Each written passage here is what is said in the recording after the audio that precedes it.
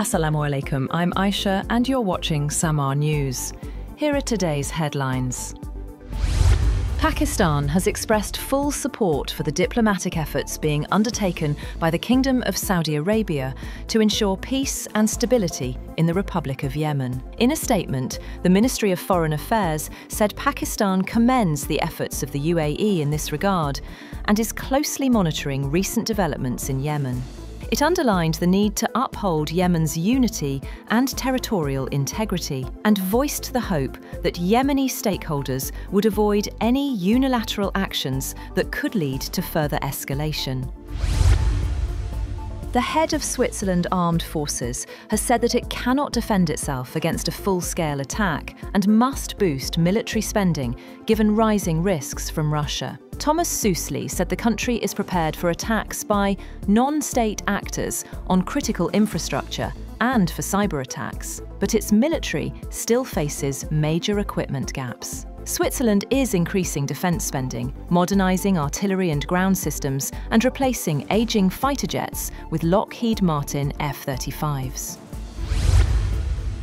US-backed airstrikes in Nigeria hit two Islamic State-linked camps in the Bounty Forest of Sokoto state, targeting foreign fighters infiltrating from the Sahel.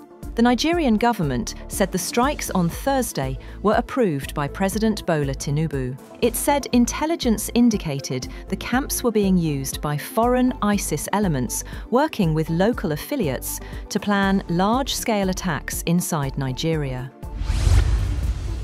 Myanmar heads to the polls on Sunday as it battles a civil war that has ravaged parts of the country, as well as one of Asia's worst humanitarian crises. The ruling junta has previously suppressed information about a severe food crisis gripping the country by pressuring researchers not to collect data about hunger and aid workers not to publish it, besides cracking down on journalists since the coup. Winter weather has caused widespread travel disruption across the northeastern United States. A mix of snow and ice hit the region, leading to thousands of flight delays and cancellations during the busy post-holiday travel period. Officials in New York and New Jersey declared weather emergencies as residents were urged to stay off the roads due to dangerous conditions. The storm began to ease by mid-morning, but travel disruptions continued.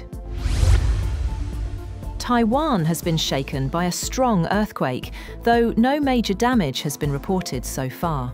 The island's weather administration said a 7.0 magnitude quake struck about 32 kilometers off the northeastern coastal city of Yilan.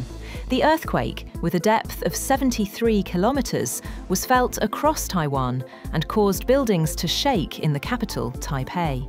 Officials classified it as an intensity 4 quake, indicating the potential for minor damage.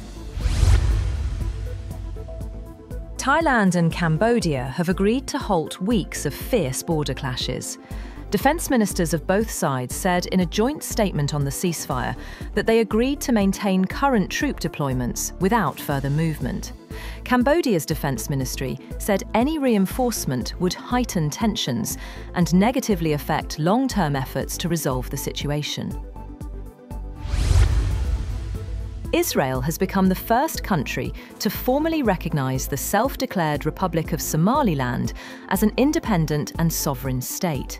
Israeli Prime Minister Benjamin Netanyahu said Israel would seek immediate cooperation with Somaliland in agriculture, health, technology and the economy. Russia has attacked Kyiv and other regions of Ukraine with missiles and drones, ahead of what President Volodymyr Zelensky said would be a key meeting with US President Donald Trump to work out a deal to end nearly 4 years of war. Explosions sounded in Kyiv as Ukraine's air defense units went into action, and the military said on the Telegram messaging app that missiles were being deployed. The Air Force said Russian drones were targeting the capital and regions in the northeast and south. Russian forces have also struck Kharkiv and nearby areas with 3 glide bombs, killing 2 people and injuring 8, Regional Governor Oleh Syniehubov said. 2 bombs hit the suburbs, while another struck a main road during heavy traffic, killing a man at the scene. Switzerland cannot defend itself against a full-scale attack and must accelerate military spending, the head of its armed forces, Thomas Susley, said. Susley noted that while the country can handle cyber threats and attacks on infrastructure, major equipment gaps leave only a third of soldiers fully equipped in an emergency. Switzerland is modernizing its military, including replacing fighter jets with F-35s, but cost overruns and tight federal budgets slow progress. Susley warned that neutrality alone offers no protection unless backed by sufficient weaponry. That's all for now. For more updates, visit www.samaa.tv. Thank you for watching Samaa News.